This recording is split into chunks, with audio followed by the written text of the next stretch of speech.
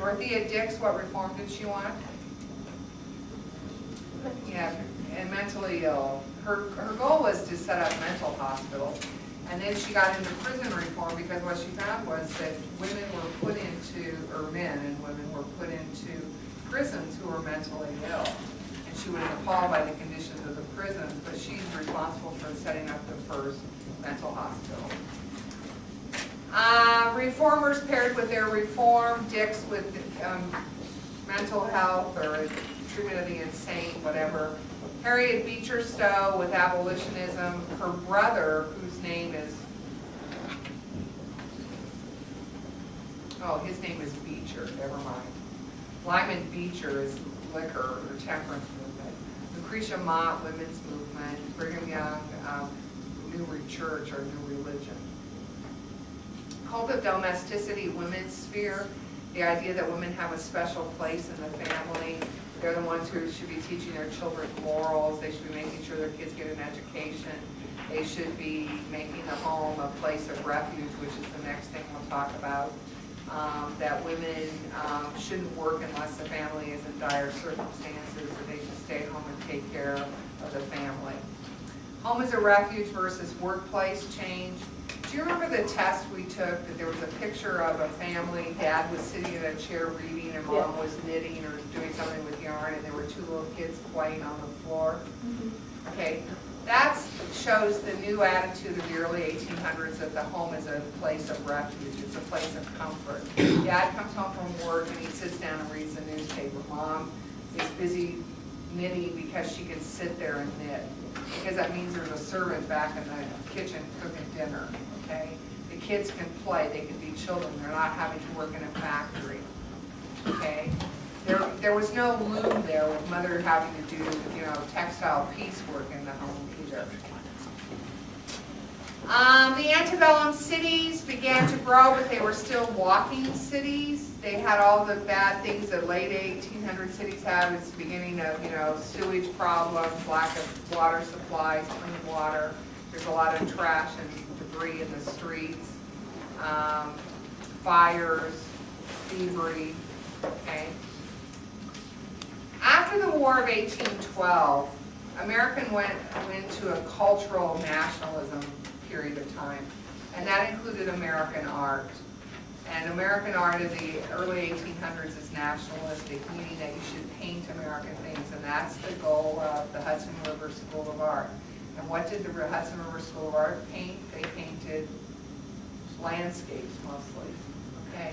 Mostly the Hudson River area, okay? The idea was you shouldn't be painting the Acropolis in Greece. You should be painting the Hudson River and a little bucolic country scene, okay? Antebellum art was an example of expressionism, existentialism, romanticism, or pragmatism. Romanticism. You painted that river as it was before too many people came along and dirtied it up, or there were too many farms. You didn't show it in its purest form, but you showed it with like a little cabin with the smoke coming out of the chimney, okay, a little tiny barn type of thing.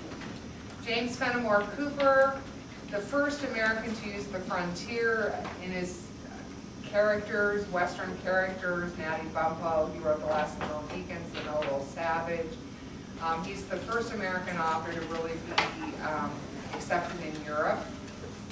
Is he the first American author? No. Preceding him are Henry Wadsworth Longfellow, the poet, who wrote this Midnight Ride of Paul Revere, and Washington Irving, who wrote Legend of Sleepy Hollow, Rip Van Winkle. They're stories that take place along the Hudson River. Cooper's writing had American characters. A list of writers. Who was the poet laureate of these people? Phyllis Wheatley, Henry David Thoreau, Ralph Waldo Emerson, Edgar Allan Poe, or Walt Whitman? What is a poet laureate? Like the top. Yeah, the top poet of the times. Okay, the leading poet of the time. So out of those 5 people, who's the leading poet? Whitman. Whitman is the poet of the 1800s, okay? Poe is a lyric poet, but he's really more famous for his short story. Phyllis Wheatley was a poetess, but nobody really heard of her until they needed to come up with somebody who was not white man. Okay, then they brought in Phyllis Wheatley. Thoreau and Emerson aren't poets. Author paired with their works, Melville, Moby Dick, maybe Billy Budd, but usually they list him with Moby Dick. Walt Whitman, Leaves of Grass. And if you see Leaves of Grass of 1840 or 1850 and Leaves of Grass of 1880, they'll have some same poems and some different poems. Okay, they just kept publishing different editions of Leaves of Grass. Edgar Allan Poe, his most famous poem is The Raven. Stories might be like The House of the Fall of Usher. Is that what it's called? Something like that. Fall of House of Usher. Fall of the House of Usher. The Cast of Amontillado, or something's about Amontillado. They're short stories anyway. Telltale Heart's another one, okay. Cooper, Last of the Mohicans. Hawthorne, Scarlet Letter is usually the one they use. Maybe The House of Seven Gables, but usually the Scarlet Letter. Thoreau, Walden, and his essay is called, it's an essay on civil disobedience, and it's called Civil Disobedience. Emerson was an essayist. His most famous essay was titled The American Scholar because it became a speech he gave at Harvard. And he's the one who encourages Americans to write with American themes, to paint American scenes, to write American music, okay?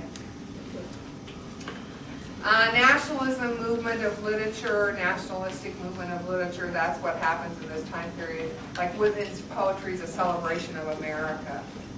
Cooper is a celebration of the frontier. Hawthorne is about America. Melville's about America. They're all about America. Emerson's a transcendentalist. The effect is to encourage American themes, to encourage self-reliance. Transcendentalists were inspired by nature. They believe, the definition, part of their beliefs, they believe that you could find God in nature. They believed in self-reliance. That's why Thoreau goes out and spends a year at the pond and builds his own cabin and lives off the land.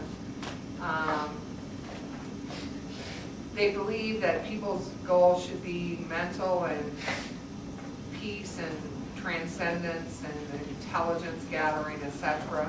It shouldn't be that you own the biggest house. Okay? The main people in Transcendentalist movement were Thoreau and Emerson. It's not a movement for teaching the lower class. They could have cared less about the lower class. They saw them as uneducated barbarians and had no use for them. Thoreau in Civil Disobedience says that if you disagree with the law or the government, you have the right to protest. Okay? That's a fundamental right, that idea of the consent of the government that comes from John Locke. And that's why he protests the Mexican War and refuses to pay his tax.